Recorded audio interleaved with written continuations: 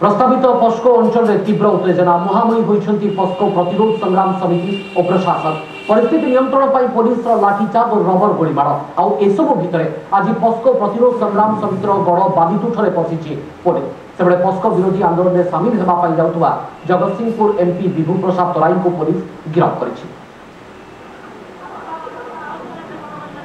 प्रस्तावित पस्को प्रकल्प अंचल दृश्य जलुछि पस्को प्रतिरोध संग्राम समितिर अस्थायी शिविर विरोधी अस्थायी शिविर में पुलिस निया लगे 144 धारा जारी करने पर लोकों को घोड़ाइवा बालीतुठरे आरंभ हो जाइछि प्रशासन उद्यम।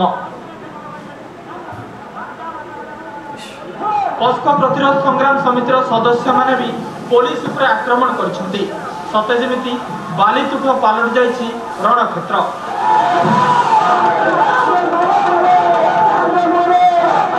घटनाटी थिला एहीपरि बालीतुठर स्थान में एप्रिल 1 पस्को प्रतिरोध संग्राम समिति टाणीथिले लक्ष्मण रेखा।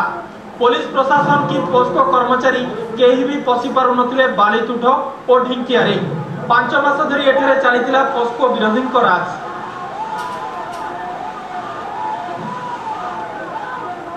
पस्को विरोधी गड़ दखल पाई आगरू प्रस्तुत होइथिला पुलिस बालीतुठरे विरोधी माने एक लक्ष्मण रेखा टाणीथिले एपटे पुलिस 144 धारा जारी करी शनिवार अपराह्न रे लक्ष्मण रेखा को डेइबा को प्रयास कला।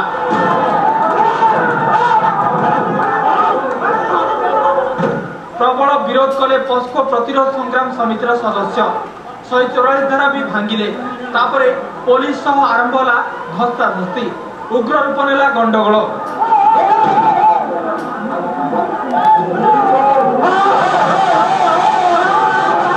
पुलिस कहवा अनुसार हाथ बोमारे आक्रमण कले आंदोलनकारी।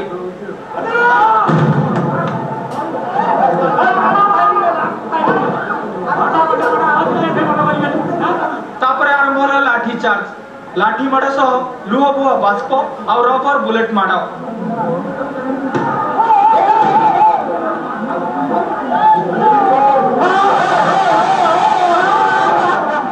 आम केवल रास्ता आज क्लीयर कर लोक मान पाखे पहुँचवा आम उद्देश्य रही 10-12 खंड गाँ लोक बहुत नाना दिन अभाव असुविधा दुर्दशा होता तेणु ये सरकार आईन शासन ये प्रतिष्ठा करने लोक मानू जनहित सेवा जोगाई संपुक्त समाज विरोधी लोक ये अंचल बेआईन घोषणा करने चढ़ी जाए।